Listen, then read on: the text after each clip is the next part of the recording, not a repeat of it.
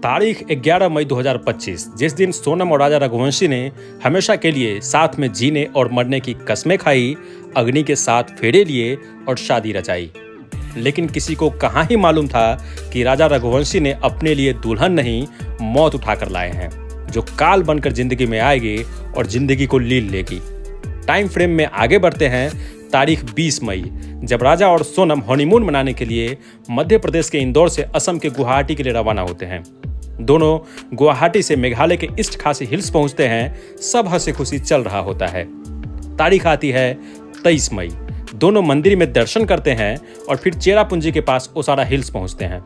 इस पूरे शेड्यूल के बारे में घर वालों को पता होता है कि दोनों अभी कहाँ हैं, क्योंकि फोन पर बातें होती रहती हैं।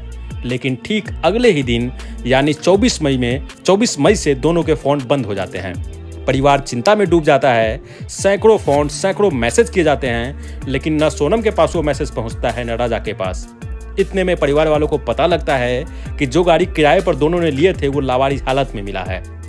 तारीख 26 मई, राजा रघुवंशी के भाई विपिन और सोनम के भाई गोविंद दोनों को ढूंढने मेघालय के शिलोंग पहुंच जाते हैं। दोनों के लापता होने की कहानी मीडिया में आती है और फिर चर्चा शुरू हो जाती है कि आखिर इस नए शादीशुदा जोड़ों के साथ क्या हुआ होगा।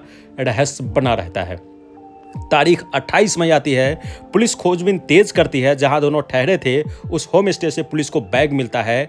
खोजी कुत्ते के द्वारा सर्च ऑपरेशन को और तेज किया जाता है। तारीख आती है 29 और 30 मई। मेघालय में लगातार बारिश की वजह से सर्च ऑपरेशन पर असर पड़ता है। पुलिस जांच जारी रखती है, लेकिन हादसा मानकर चल रही होती है। फिर तारीख आता है 2 जून। खोजी कुत्ते और ड्रोन की मदद से पुलिस खोजबीन को आगे बढ़ाती है और पुलिस को एक खाई से राजा रघुवंशी की डेड बॉडी प्राप्त होती है। पोस्टमार्टम किया जाता है और रहस्य से पर्दा उठ जाता है। पोस्टमार्टम में ये पाया गया कि राजा पर तेज धारदार हथियार से हमला किया गया। मारने के बाद उसे खाई में फेंक दिया गया, जिससे उसके अंदर की कई हड्डियां टूट गई। राजा का शरीर मिला, लेकिन सोनम अब तक नहीं मिल पाई थी। खोजबीन जारी थी।